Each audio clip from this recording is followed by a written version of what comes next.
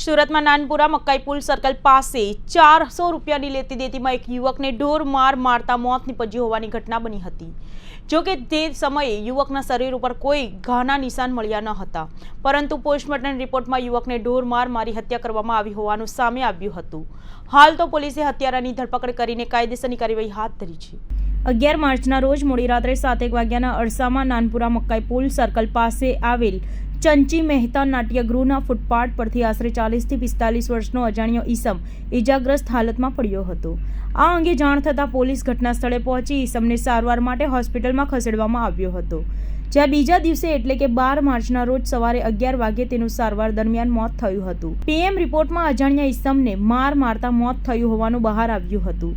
પોલીસે બનાવ સ્થળની આજુબાજુના સીસીટીવી ફૂટેજ ચેક કરતા મેટ્રોકા નામની દુકાનની આગળના સીસીટીવી ફૂટેજમાં મૃતક સાથે અજાણ્યો ઈસમ ઝઘડો કરી લાતો અને થપ્પડનો મારતો દેખાયો હતો, તેમજ મૃતકનો એક પગ ખેંચી મચકોડી નાખ્યો હતો। પોલીસે આજુબાજુનો પૂછપરછ કરતા મૃતકની ઓળખ ઓરિસ્સાનો બહાર પુરિયા ઉર્ફ ભુરિયા તરીકે થઈ હતી। ભુરિયાની તેના વતનના રામ કિશોર પ્રધાન સાથે મિત્રતા હતી અને બંને જણા સાથે ફૂટપાથ પર રહેતા હતા। બંને વચ્ચે 400 રૂપિયા લેવા બાબતે ઝઘડો થતા રામ કિશોરે ગુસ્સામાં આવી જતા લાતો અને હાથથી ઢોરમાર મારી શરીરે ગંભીર મૂળ ઇજાઓ પહોંચાડી હતી અને હત્યા કરી હોવાનું બહાર આવ્યું હતું। પોસ્ટમોર્ટમ રિપોર્ટમાં યુવકને ઢોરમાર મારી હત્યા કરવામાં આવી હોવાનું સામે આવતા અઠવા પોલીસે હત્યાનો ગુનો નોંધી વધુ તપાસ હાથ ધરી છે। અઠવા પોલીસે હત્યારા રામ કિશોર પ્રધાનની ધરપકડ પણ કરી છે। 11 માર્ચ 2024ના રોજ મકાઈ પુલ સર્કલ પાસે જાહેરમાં ફૂટપાથ પર એક ઈસમ મરણ ગયેલ છે એવી જાહેરાત આવેલી, જેના અનુસંધાને અઠવા પોલીસ સ્ટેશનના અધિકારીઓએ સ્થળ પર જઈ અને મરણ જનારની વેરીફાઈ કરાવેલ અને આ અંગે અકસ્માત મોત 23 નંબરથી દાખલ કરવામાં આવેલ CRPC 174 મુજબ, અને ડેડ બોડીને સિવિલ હોસ્પિટલમાં લઈ જઈ તેનું PM કરાવવામાં આવેલ અને આજુબાજુવાળાના નિવેદનો લેવામાં આવેલ।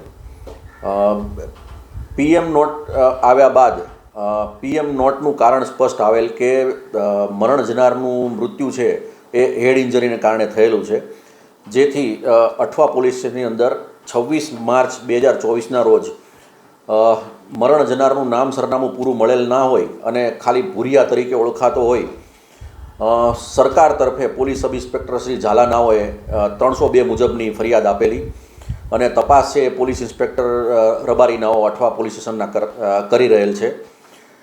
આ બનાવ અંગે આજુબાજુના CCTV વેરીફાઈ કરતા 11 માર્ચના રોજ સાંજના 6:30ની આસપાસ એક ઈસમ છે આ મરણ જનારને મારતો હોય એવું જણાય, જેથી CCTV ફૂટેજના આધારે એક ઈસમની અટકાયત કરવામાં આવેલ, જેનું નામઠામ પૂછતા એનું નામ રામ કિશોર પ્રધાન રહે મૂળ ઓરિસ્સાવાળો હોવાનું જણાવેલ અને આ મરણ જનાર છે પણ એ પણ ઓરિસ્સાનો જ વતની હતો એવું આ રામ પ્રધાન જણાવે છે।